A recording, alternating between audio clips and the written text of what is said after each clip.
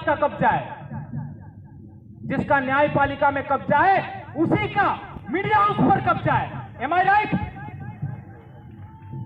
तीसरा, कार्यपालिका।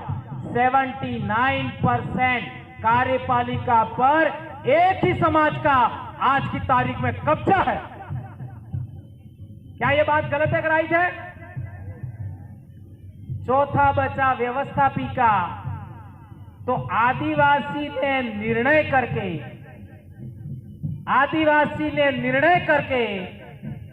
एक भी विधायक सांसद भेजा क्या? और ईवीएम आने के बाद गुजरात का चुनाव की हालत देख सकते हो। मैं मानता हूं चारों चार पिलर प्राइवेट हो गए हैं, निजीकरण हो गया है। इस देश में डेमोक्रेसी हाइड हो गई है और हम कह रहे हैं पृथ्वी को बचाएंगे। है? अरे भैया हम तो बच ले।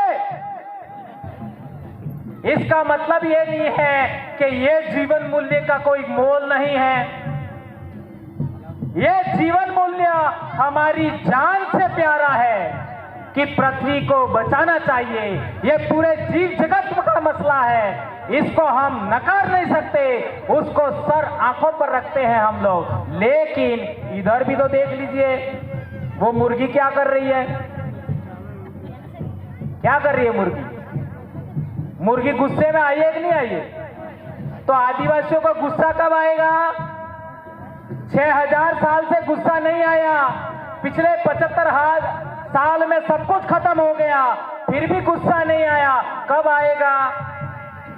और मैं गुस्से की भी बात नहीं करना चाहता, मैं बात करना चाहता हूं डेमोक्रेसी की। हमने प्रकृति में सिद्धांत देखा, प्रकृति प्रदत्त, ये मैं अपनी बात नहीं करता, प्रकृति प्रदत्त सिद्धांत देखा। क्या सिद्धांत देखा? एक सियार या कुत्ता भेड़ के बच्चे को खाने आता है तो भेड़ क्या करती है?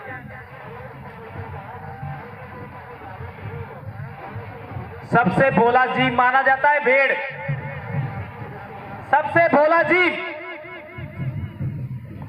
तो वो भेड़ भी सियार या कुत्ते के सामने लड़ने के लिए तैयार होती है। या अनपढ़ आदिवासियों ने जाना था, सीखा था। हम पढ़े लिखे लोगों ने इससे कोई सबक सीखा क्या? सीखा क्या? नहीं सीखा। ये मुर्गी का उदाहरण, आपका बिल्ली है, वो काटने आ रही है तो वो गुस्सा हो रही है। और मेरे भाई पेंटर गोसा जी ने पृथ्वी को भी गुस्से में दिखाया है। तो थोड़ा सा गुस्सा मैं कर लूं क्या? जायज है क्या? प्रकृति का सिद्धांत है, मैं क्या कर सकता हूं? ठीक है, छोटी सी बात, ज्यादा बड़ी नहीं। मैं कहना चाहता हूं कि हमारे देश में कल 13 तारीख को तिलका मांझी का शहादत दिवस था। तिलका मांझी ने जो आंदोलन लड़ा, क्या वो आंदोलन आदिवासी नेतृत्व में था या नॉन ट्राइबल के नेतृत्व में था? स्वतंत्र आंदोलन था, ट्राइबल के नेतृत्व में, तिलका मांझी के नेतृत्व में स्वतंत्र आंदोलन था। दूसरी बात, उसी के बाद में बिरसा मुंडा का आंदोलन हुआ, वो भी स्वतंत्र आदिवासी लीडर के नेतृत्व में आंदोलन था। सही है गलत है? इधर नायक आंदोलन देख लीजिए, पंचमहाल का, ये छोटा उदयपुर के पास में 1868 का, वो भी जोरिया परमेश्वर और रूप सिंह नायक के नेतृत्व में स्वतंत्र आंदोलन था। इधर भीमा नायक का आंदोलन देख लीजिए, वो आंदोलन भी आदिवासियों का स्वतंत्र था, किसी दूसरे के नेतृत्व में नहीं था। टंटिया भील का आंदोलन देख लीजिए, वो भी स्वतंत्र आंदोलन था। स्वतंत्र आदिवासियों के नेतृत्व में आंदोलन होने की वजह से हमको हक अधिकार मिले। हमारे राजस्थान की बात करो, यानी दाहोद से आगे की बात करो, तो 1881 में पहला आंदोलन धुले वापसी का हुआ था। वो आंदोलन हमारी सामाजिक लीडरशिप कमेटियों के नेतृत्व में, आदिवासियों के मुखियों के नेतृत्व में हुआ था, यानी वो भी आंदोलन लीडरलेस नहीं था। इसके बाद संत सुरमाल खराड़ी का भगत आंदोलन हुआ, वो भी मैट कोट वालों के नेतृत्व में हुआ, वो भी लीडरलेस नहीं था। और इसके बाद मानगढ़ का आंदोलन, जिसको संत गोविंद गुरु महाराज का आंदोलन कहते हैं, उसमें भी 1,80,000 मैट कोट वालों का आंदोलन था, तब जाकर के हमको हक अधिकार मिले। अब मैं कहना चाहता हूं, मैं जिस गांव से आया हूं वो संत गोविंद गुरु महाराज का ही गांव है। मेरे ही गांव ने 6 साल तक गोविंद गुरु को रोटियां खिलाई, और वो आंदोलन शुरू हुआ था 1881 में।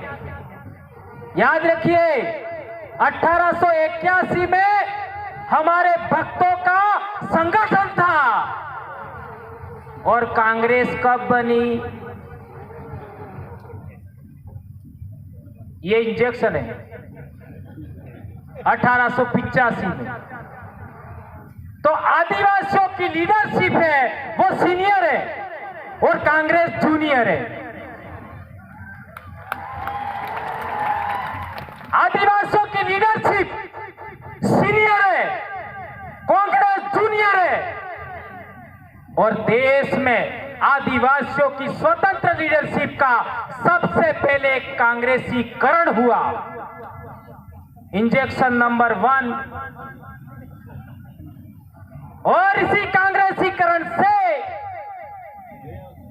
संघीकरण हुआ नंबर 2 इंजेक्शन 1925। और इसी संघीकरण से भाजपाईकरण हुआ नंबर 3 इंजेक्शन।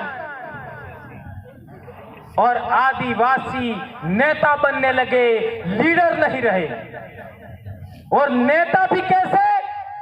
जो दूसरे सेलेक्ट करते हैं और आदिवासियों को थोप देते हैं, लो तुम्हारा नेता।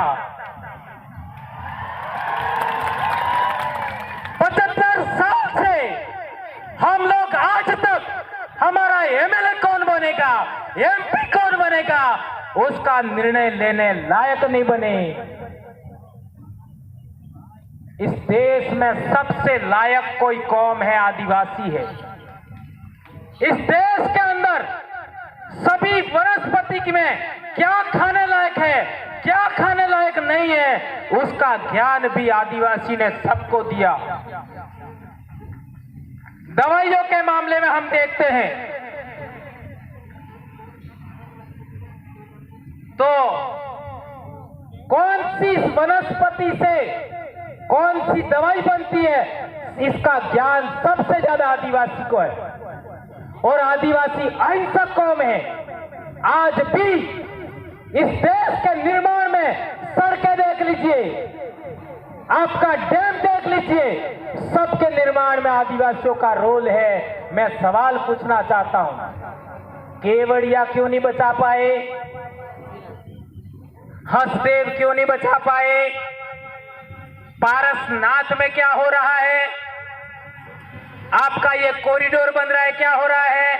ये बुलेट ट्रेन हो रही है, क्या हो रहा है?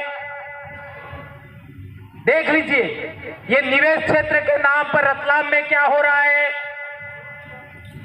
रतनमाल में क्या हो रहा है, हमारे काकरी डुंगरी में क्या हुआ, कार्तिक भील के साथ क्या हुआ है, मध्य प्रदेश में हमारी बेटियों के साथ क्या हुआ, क्या होगा? एक ही समाधान बचा है, सिंगल समाधान। और वो समाधान कितना भी बुरा लगे, मैं कहने ही वाला हूं। एक ही समाधान है, सिंगल। डेमोक्रेसी के अंदर रूल ऑफ लॉ को मानते हो तो इस देश में जो निर्णय करने वाली संस्थाएं हैं, जिनको हम लोग विधानसभा कहते हैं, लोकसभा कहते हैं, वहां आदिवासियों के द्वारा सेलेक्टेड और इलेक्टेड जनप्रतिनिधि जाना चाहिए। इसके अलावा कोई विकल्प नहीं है। ध्यान दीजिए, इलेक्टेड तो कर रहे हो, सेलेक्टेड आप नहीं कर रहे हो, तो आपको सिलेक्टेड करना है, आपको इलेक्टेड करना है और निर्णय लेने वाली संस्थाओं में आपको जाना पड़ेगा। इसके अलावा कोई विकल्प नहीं है, कोई विकल्प नहीं है, ये बात ध्यान रखिए। और डॉक्टर भीमराव अंबेडकर ने कहा था कि हमको सत्ता के मंदिरों में कब्जा करना होगा, सत्ता के मंदिरों पर, और आप लोगों से विनम्र अनुरोध है, उसका अपना फार्मूला हमको बनाना चाहिए। आज की पार्टियों के समान फार्मूला नहीं बनाना चाहिए। गुजरात में एक पार्टी आई दिल्ली से और आदिवासियों से मिल करके सेकंड नंबर की लीडरशिप खींच मारी और कांग्रेस को भी हरा दिया। नहीं समझ में आया? आई और हमारे आदिवासी लीडर ही थे, उन्होंने उनका साथ दिया, सेकंड लीडरशिप को अपनी तरफ खींच लिया, कांग्रेस को भी हरा दिया, ने बीजेपी को भी हरा दिया, ने बीजेपी को जितवा दिया। ये माइंडसेट भी समझो। ये बात मेरी स्पीच में काट डालना ये बात मैं खुद कह रहा हूं, मजबूरन बोलना पड़ रहा है क्योंकि मैं गुजरात में हूं। इसलिए मेरे भाइयों, आपने मेरी बात सुनी, कड़वी कड़वी बातें सुनी, माफ करना। पहली बार राजस्थान से इतनी बड़ी संख्या में लोग हमारे साथ आए हैं, इसलिए मैंने बोला आगे से नहीं बोलने दो तो भी मुझे कोई आपत्ति नहीं है, लेकिन छीटाकसी मत करना, ठीक है? क्योंकि मैं डंक मारना भी जानता हूं, बवराई नाम है मेरा।